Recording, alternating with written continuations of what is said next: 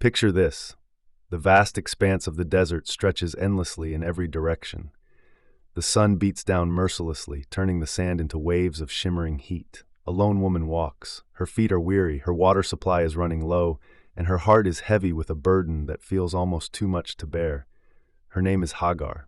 This is a story found in the book of Genesis. But it's so much more than an ancient tale. It's a story about being seen when you feel invisible, about hope when everything seems hopeless. So who exactly is Hagar, and how did she end up alone in this desert? Let me take you back to the beginning. Hagar was an Egyptian servant who belonged to a woman named Sarai. Now Sarai was married to Abram, who would later become known as Abraham. God had promised Abram descendants as numerous as the stars in the sky. But there was one problem. Sarai couldn't have children. Years passed and still no child came. So Sarai, growing impatient, gave Hagar to Abram as a wife, hoping that through Hagar the promised child would come. And Hagar did become pregnant, but instead of bringing peace, this pregnancy created tension and conflict. Sarai began to treat Hagar harshly, and the situation became unbearable. So Hagar did what many of us might do when we're hurting and overwhelmed.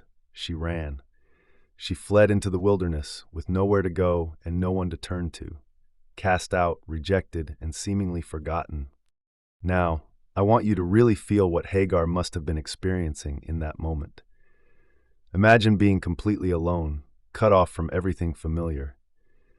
Every step forward feels pointless because you don't know where you're going.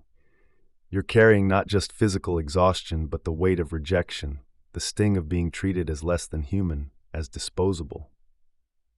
Hagar's story speaks to all of those moments. But here's where the story takes an extraordinary turn. She's near a spring of water in the desert when suddenly she's not alone anymore. An angel of the Lord appears to her, and listen to what he says. "Hagar, servant of Sarai, where have you come from and where are you going?" The angel doesn't just see her as a nameless wanderer. He calls her by name. Hagar responds honestly, "I'm running away from my mistress Sarai." And the angel doesn't condemn her for running. Instead, he gives her guidance, a promise, and most importantly, recognition. He tells her that God has heard her misery. God has seen her affliction. She is not invisible. She is not forgotten. The angel tells Hagar that she will have a son and that her descendants will be too numerous to count. And Hagar's response is beautiful and profound. She gives God a name. "You are the God who sees me." And she names that place, that well in the desert, Beer Lahai Roi. It translates to the well of the living one who sees me. Think about what that means. In her darkest moment, Hagar discovered that she was seen. Not just noticed in passing, but truly seen, deeply known and valued by God himself. So what does Hagar's story mean for us today? Why does this ancient account of a woman in the desert still matter thousands of years later? Because the truth at the heart of her story is timeless and universal. We all have wilderness moments.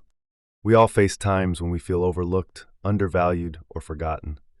Maybe you're a single parent working multiple jobs, or perhaps you're going through a season of grief, loss, or transition. In those moments, Hagar's story speaks directly to your heart. Just as God saw Hagar in the wilderness, he sees you. You are not invisible. You are not forgotten. The same God who met Hagar at that well is present with you right now, in whatever wilderness you're walking through. Hagar's story speaks directly to your heart. Just as God saw Hagar in the wilderness, he sees you. You are not invisible. You are not forgotten. The same God who met Hagar at that well is present with you right now, in whatever wilderness you're walking through. And here's the beautiful thing. When we truly grasp that we are seen by God, it changes everything. It gives us strength to take the next step.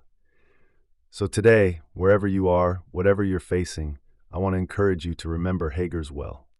Remember Beer Lahai Roi, the well of the living one who sees. You are seen, you are known, and you are deeply, profoundly loved.